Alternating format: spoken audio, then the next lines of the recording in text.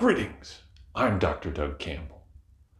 In February of 1945, as World War II was entering its final stages, the Allies, including most prominently the leaders of the newly minted superpowers, Franklin Roosevelt of the United States, Joseph Stalin of the Soviet Union, met in Soviet Ukraine to discuss how the post-war world would work.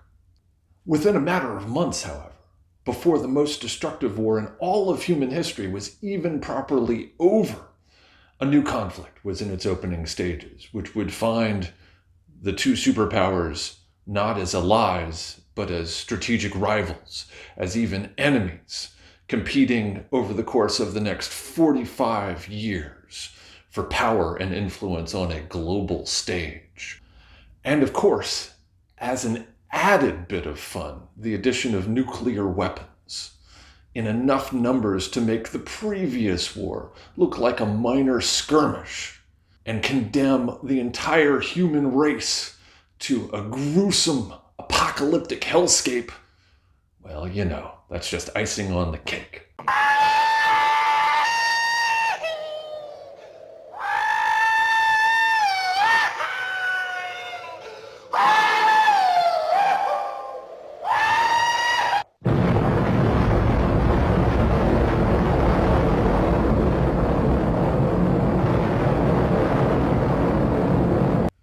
Good times, right? So what we are here to talk about is, was all of that really necessary? Or was the Cold War B.S.?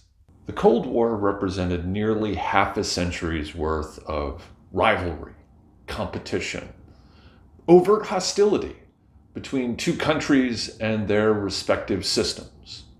On the one hand, you had the United States and its allies representing liberalism, democracy, capitalism with at least free-ish markets. On the other side of the spectrum, you had the Soviet Union and its sphere of influence advocating for the Soviet take on Marxist communism with a planned economy in the name of social equality and a classless society. Each side saw the other as the enemy, as a direct threat to their way of life.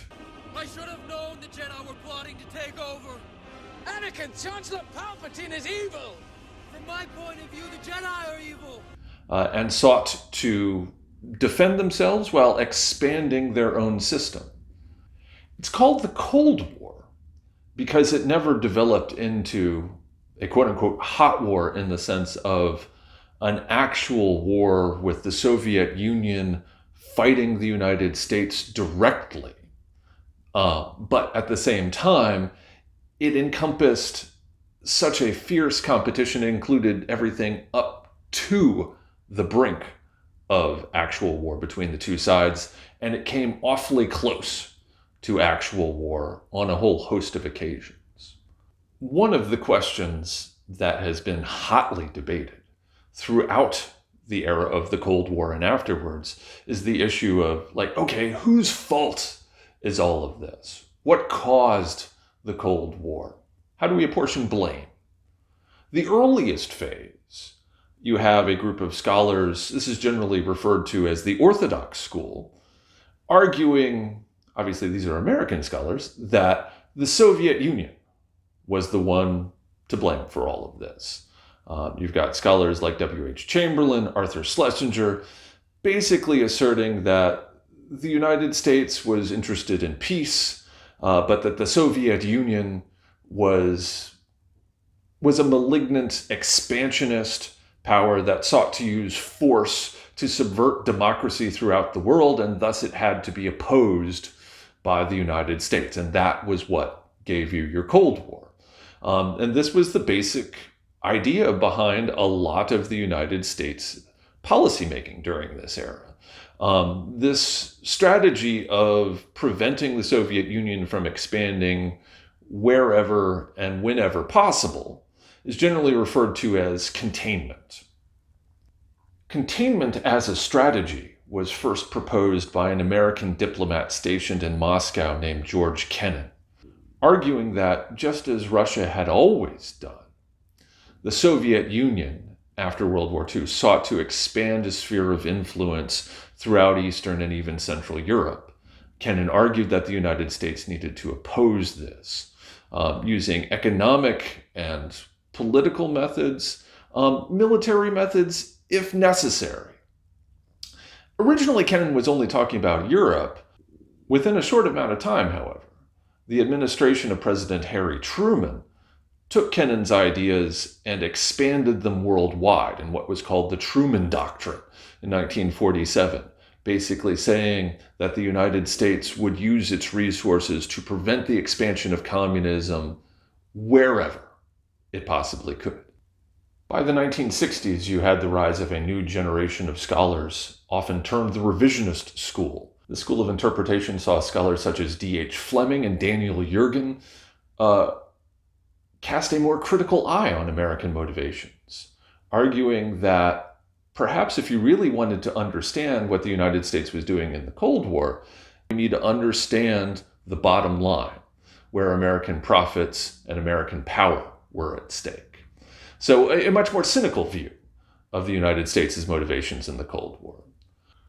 With the 1970s, you had the emergence of what is often called the post-revisionist school, most particularly headed up by a scholar named John Lewis Gaddis, who kind of synthesized the Orthodox and the revisionist schools, basically arguing that, yeah, certainly, if you want to understand the motivations of the various parties in the Cold War, you need to look at the bottom line and their respective power and economic interests, but also that each side was motivated by fear and suspicion of the other side, that they always reacted sort of defensively, and that their own defensive postures were seen by the guys on the other side of the Cold War divide as an aggressive act that in turn necessitated their own defensive measures, which were then seen by the other guys as an aggressive move, and so on and so forth.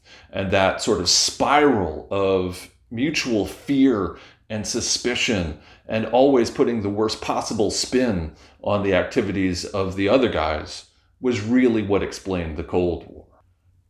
Perhaps more interesting than the whole issue of whose fault it was is the question of what are some of the consequences of the Cold War.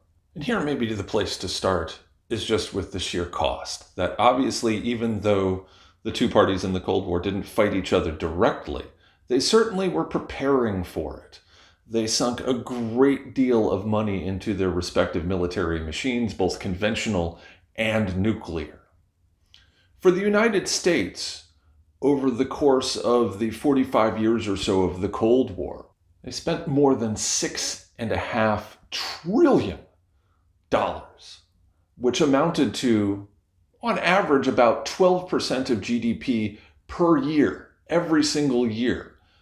For the Soviet Union, expenditures were about that, if not more. The more money you spend on your military, that is that much more money that is not available for all the other things that might enhance the well-being of your citizens. All of those dollars or rubles, that's cash that you can't spend on education. That's cash that you can't spend on healthcare. That is cash that you cannot spend on infrastructure or any of the other things that make life worth living. All of that is going into weapons and to preparing for war. Also, it is worth considering, even though the two sides did not fight one another directly in the Cold War, there were dozens of what we might term proxy wars, where you have a local conflict somewhere in the world that each side in the Cold War would sponsor a side and spend money on military support and aid. Or perhaps you might have a situation where one side in the Cold War would get involved in a conflict and the other side wouldn't fight them directly, but would back their enemies with the mindset that, well, anything that weakens our rivals in the Cold War, that's good for us, right? Now, that brings us that much closer to winning this competition. The most obvious examples of this are American involvement in Vietnam during the 1960s and 70s, where the Americans were fighting directly and the Soviets were backing the communist North Vietnamese in order to weaken the United States, cost some 58,000 American lives. On the other hand, you have the Soviet Union's involvement in the late 1970s and into the 1980s in Afghanistan, where you had the opposite scenario. The Soviets fighting a war in southwestern Asia, and the United States supplying backing to the Afghans who were fighting. And for Soviet involvement in Afghanistan, we are talking about 15,000 plus Soviet soldiers who were killed.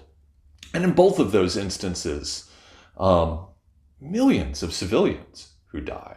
And those are only the most well-known of the proxy wars. You could also point to numerous other less well-known proxy wars in places like Angola, Bolivia, Cambodia, Ethiopia, Malaysia, Nicaragua, Peru. The list goes on. Also, too, here we've got to talk about the nuclear element, that the dawn of the Cold War coincided with the dawn of the nuclear age.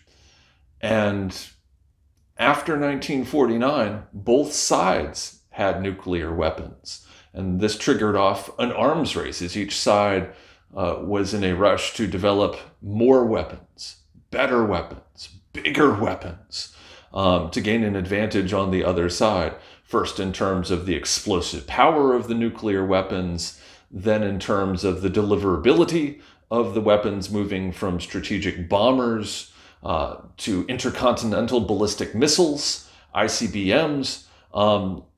By the 1960s, each one of these things was capable of being launched a continent away and delivering as many as a dozen nuclear warheads to various targets with astonishing accuracy. At the height of the Cold War, each side had between 30 and 40,000 nuclear warheads. So think about that for a moment. We're talking combined 70,000 city-killing warheads, enough to extinguish human life on planet Earth many times over. These were the stakes, and obviously we know now that there was never an overt war between the United States and the Soviet Union that used nuclear weapons, but it came awfully close on a number of occasions. The best known instance of this is, of course, the Cuban Missile Crisis of the fall of 1962, where a dispute over the Soviet Union stationing nuclear warheads in Cuba nearly led to war. Less well known, however, is that in 1983, the United States was conducting military exercises in Europe codenamed Able Archer. The Soviet Union was suspicious that the United States was using the ruse of a military exercise to initiate an actual attack upon their country. The Soviet Union nearly responded as if this was a real attack. And again, awfully close to the outbreak of World War III in 1983. And as somebody who grew up during the 1980s, we knew at any given moment we were less than an hour away from total nuclear annihilation, like all the time. Both sides in the Cold War had their trigger fingers at the ready. So, tense, super tense. Not a comfortable way to grow up with that looming in the background. I think that the final consequence we might want to point out is just that for both sides, the Cold War led them to compromise their values in substantial ways.